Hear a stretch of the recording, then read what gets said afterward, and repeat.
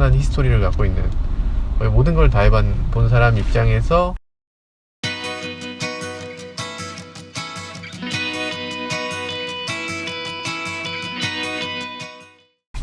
이 차를 타보니까 어땠어? 기존의 MD는 되게 예측이 안 되게 움직였던 것들이 좀 있었던 것 같은데 지금의 AD는 의도한 것대로 움직여주고 주행 안정성이 엄청 좋아져서 타기 되게 좋아진 차 같아요. 그래서 2급 차에서는 지금 딱히 경쟁할 차가 없지 않나 라는 생각이 들 정도. 왜냐면은 지금 아직 완전 신형인 차가 이거밖에 없으니까. 최신형 차라는 게 가진 그 힘이라는 게 어마무시한 거야. 어마어마한 거야. 공조장치를 이렇게 아예 따로 빼버리고 미디어 관련 기능을 위에 빼버리고 이래서 약간 좀 뭐 직관성은 좋아졌다고 할 수 있겠지만 약간은 좀 호불호는 갈리는 것 같아요. 전차주들은 이게 더 나쁜 사람이 있대? 대부분은 안 좋게 보더라고요. 아, 그래? 버튼 수도 너무 크기도 너무 크고, 저도 좀 예전 거는 그렇게 저렴하지만 저렴해 보이지 않았다고 해야 되나? 약간 뭐 크롬으로 뭣도 부리기도 했고, 그러니까 디자인상으로 약간 봤을 때는 전에 게 약간 좀 더 방향 자체가 다른 것 같긴 한데, 전에 건 화려한 느낌이 좀 드는. 네네, 그죠. 이번엔 화려한 느낌은 좀 죽이고 그냥 좀 되게 단정한 느낌으로 노멀해지신 거죠. 광고 문구만큼이나.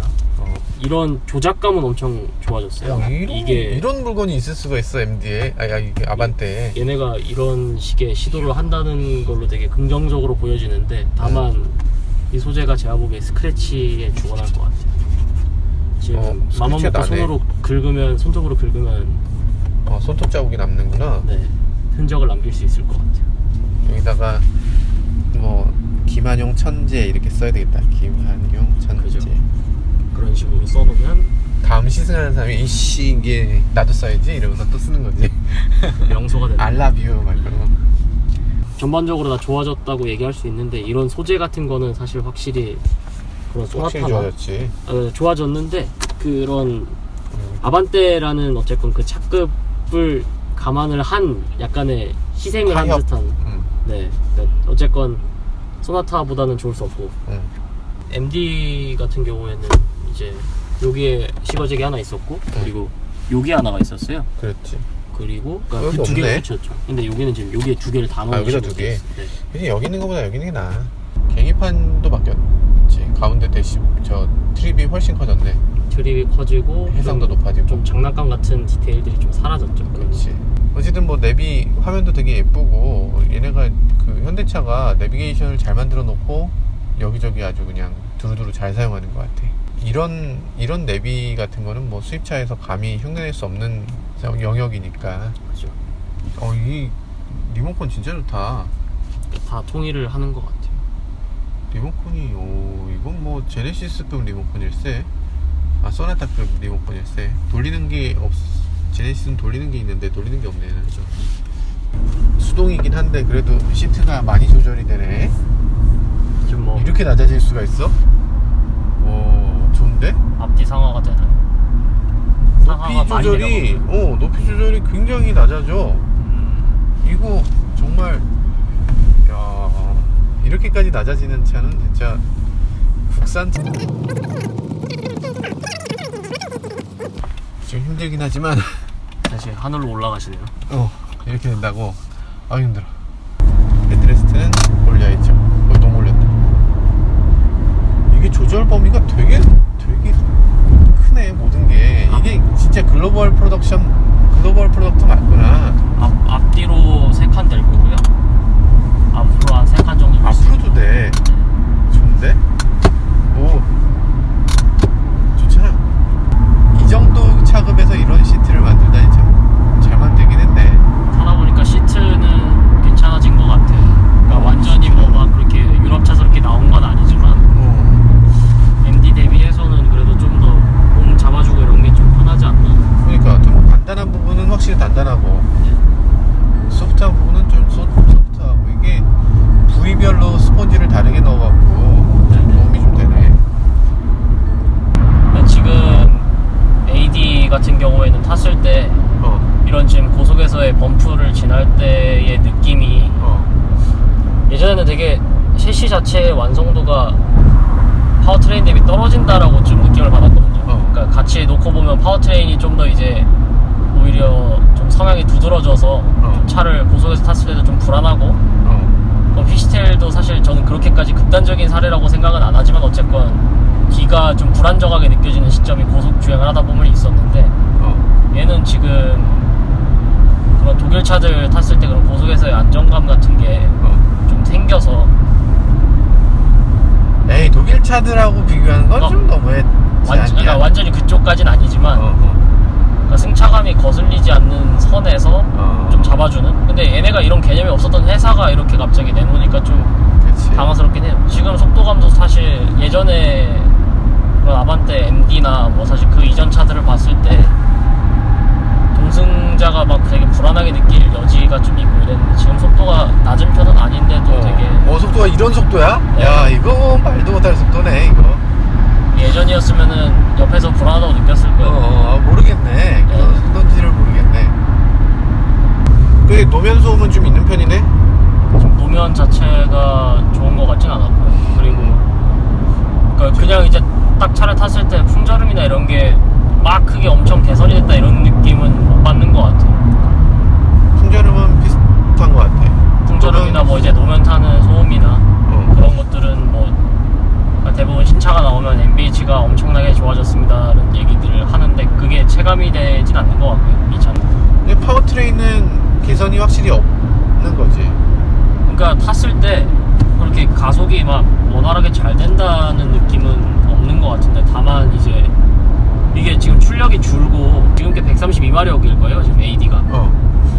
그런 거에 비해서는 그러니까 막 확 처지거나 확 빠르거나 이런 건 아닌데 토크 때문에 그냥 그 차이가 크게 느껴지진 않는 것 같아요. 근데 다만 좀 오래 탔던 거랑 비교를 해보면 좀 약간 가속을 급가속할 때는 좀 약간 떨어지는 느낌? 미세하게. 그러니까 정말 거의 콤마의 차이인 것 같아요. HD가 6300인가 6500인가 뭐 이래. 최대 출력이. 네. 근데 자동 변속기는 절대로 그게 안 넘어가.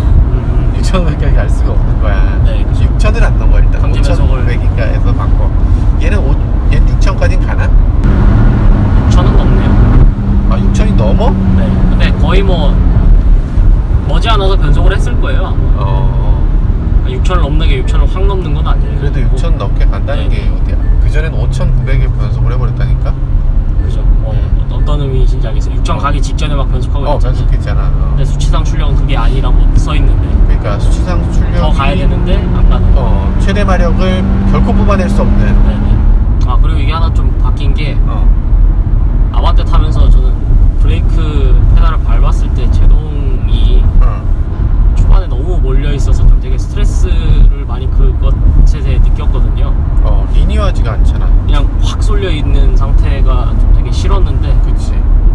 지금 건 그거보단 조금 나아요. MD 대비해서 조금 나아졌는데 그래도 몰려있어? 안 몰려있진 않아요. 네, 몰려있긴 해요. 핸들은 안 무거워? 여전히 가볍습니다. 드라이브 모드를 스포츠로 해도? 근데 이걸 해도 저는 이 자체를 별로 선호를 안 하는 게 얘네는 이 자체를 그냥 되게 무겁게 만드는 걸 좋아하는 스타일인 것 같아서 무겁게 막 건드리면 되는 거잖아. 근데 그냥 조향하면 무거운데 그런 조향의 움직임이나 이런 게 막 빠르게 따라온다는 느낌은 아니어서 샤프해지는 게 아니라 그냥 무거워지는 거죠. 그냥 힘만 더 들어. 그죠. 헬스로 치면 그냥 바벨을 더 얹은 듯한 느낌. 그게 사람을 빠르게 하진 않잖아요. 이게 아반떼가 내가 나쁘다고 생각한 적은 별로 없는데 이거에 비하면은 기존 아반떼가 별로네. 좀 많이 이거 진짜 좋은데? 많이 좀 비교가 되죠 이제. 이제 차이가 나네. 이렇게 돌려도 그런데 뭐 이게 문제가 될까? 뭐 이런 정도? 근데 MD는 이렇게 좀 과격하게라고 하긴 좀 그렇지만 어쨌건 좀 빠르게 했을 때 약간의 움직임이 좀 남아? 일정하지 않았던 게 좀 있었죠. 계속 가잖아. 계속 가는데 MD는 좀 그쪽에 많았어요, 횟수가. 지금 너무 잘 간단 말이야. 이렇게 되게 잘 가는데 근데 이제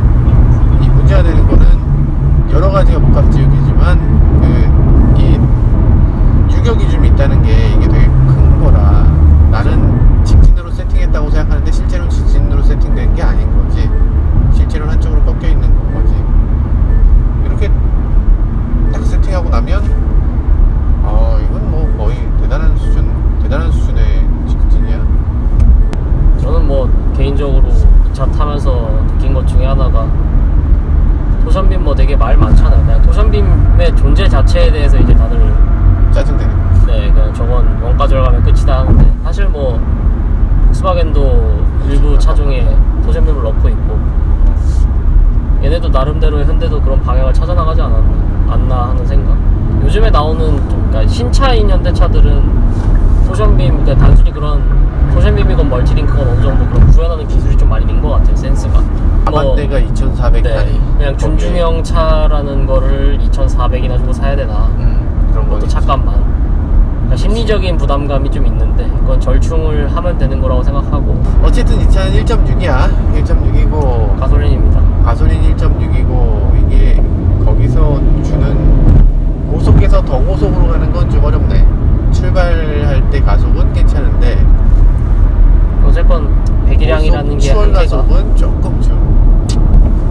그러니까 1.6의 한계는 딱 느껴지네 그냥. 근데 어쨌건 그런 추가적인 파워트레인을 도입을 하긴 할 테니까 그런 약간 성능상의 답답함은 그런 추가적인 모델로 약간의 개선될 여지가 있겠죠. 그러니까 저는 뭐 그런 MD를 탔을 때에 느꼈던 그런 파워트레인 대비 셰시 완성도가 떨어진다라는 게 그게 처음으로 이제 뒤바뀐 차라는 생각이 들어서. 그치. 셰시가 남아돈다. 네. 그치? 더 강한 파워트레인을 얹어도 충분하겠다. 그래서 이제 그거는 이제 기호에 맞게 선택을 하면 되지 않나 하는 생각. 아무래도 터보도 분명히 나올 거고요 여기에. 그렇겠죠. 네. 이게 원가 절감한 것 같아요. 왜? 조명이 안 들어오더라고요. 조명이 없어? 네. 왜 조명이 없어? 있어야 될 것 같은데 없더라고요. 아니 어떻게 조명이 없을 수가 있어? 근데 전에 MD는 저는 이제 깡통을 타서 없었는데 없지 않았어요. 있었어요. 티코에도 있어. 잠깐만 이게 진짜 없을 수가 있어? 없습니다. 그러면 이걸 켜고 보면 보이나? 그것도 잘 안 될 텐데 가게에서 안 돼. 전혀 도움이. 그러면 안 될 수 있어. 깜빡이를 조금만 아래에다 박아줬으면 어지간하면 안 가릴 텐데. 뒤 옆에. 사실 이 핸들이 어지간한 사람들은 요 최상단을 가리게 돼 있어. 대부분 사람들이. 보통은 내린단 말이야. 나도 내리거든. 나도 한 요 정도 내리는데 이렇게 되면 딱 깜빡이도 가리고. 파노라마 선루프는 요번에도 안 들어갔네? 그러게요. 만약에 파노라마 선루프가 없더라도 이건 너무 작은 것 같아. 답답하죠. 근데- 이거보단 커야 되는 거 아닌가 인간적으로. 근데 이게 파노라마가 들어갔으면 뒤쪽에서의 답답함이 더 커졌을 것 같아요. 지금 MD 대비해서 헤드룸 공간이 좀 줄었다는 느낌이 드는데. 그치 줄었어. 뒷좌석이 헤드룸이 저 일단 이상하게. 머리가 안 닿던 차가 머리가 닿기 시작했거든요. 물론 그러니까. 그 사이에 뭐 머리가 컸을 가능성이 없진 않지만. 이렇게 헤드램프 조절하는 게 원래 있나? 아니요, 신형에, 그러니까 지금 AD에 새로 들어갔는데 저는 약간 이해가 안 가는 게 얘는 지금 HID가 들어가 있단 말이에요, 이 차는. 근데 HID가 들어간 차는 대부분 오토 레벨링 기능이 있죠. 그러니까 이거를 넣어서 현대가 가져가는 이점이 진짜 순수한 원가 절감인지 아니 뭔가 베네핏이 있으니까 저걸 채용을 했겠죠. 오토 레벨링을 안 한 거지. 근데 안 한 배경이 그냥 진짜 돈 아끼려고. 비싸니까 당연히. 오토 레벨링이 비싼 거 말고 안 할 이유가 뭐가 있어. 근데 이 높이 조절하는 레버는 정말 이건 운전자의 도덕성에 기대는 거기 때문에 거의 누구나 다 최고로 높게 할걸? 저게 왜 있는지 모르는 사람도 있을 겁니다. 그러니까. 그리고 이게 최고로 다 돼 있을 거야. 이게 뭔지 아무도 모르는 건데 이걸 달아주면 이게 정말 도덕적으로 상대방한테 피해주지 말아야지 하고 낮추는 건데 그게 누가 이걸 하겠어. 무조건 높은 걸로 그냥. 멱살 잡히고 아는 거죠. 이게 존재가 있었구나. 그러니까 왜 죄송한데 제 멱살을 헤드램프가 높아서요. 이게 사각지대 경보 시스템도 사실은 되게 허울이야. 되게 그 마케팅적인 용어지. 아니, 저걸로 사고를 피했다? 이거 말도 안 돼. 아니, 서울에서 그리고 더구나 서울에서 사각지대 차가 없는 경우도 없고 일단. 근데 일단 저 기능에 의존한다는 것 자체는 그만큼 일반 도로에서의 운전이 서툴 수 있다는 소린데. 그러니까 안 보이는 차의 경우에 그게 유용하겠죠. 이거 진짜 사각지대에 뭐가 있다고 되면 이렇게 삑 하는 요런 정도가 아니고 정말 막 가지마 이렇게 꺾어줘야지. 하면 안 돼. 그리고 되게 음성 기능 막 되게 많잖아 이런 거. 네. 삐 소리 후에 다시 말씀해주세요. 최근 목적지 몇 번째 항목을 선택할까요? 이렇게 또 되겠다. 오, 되네. 되겠네.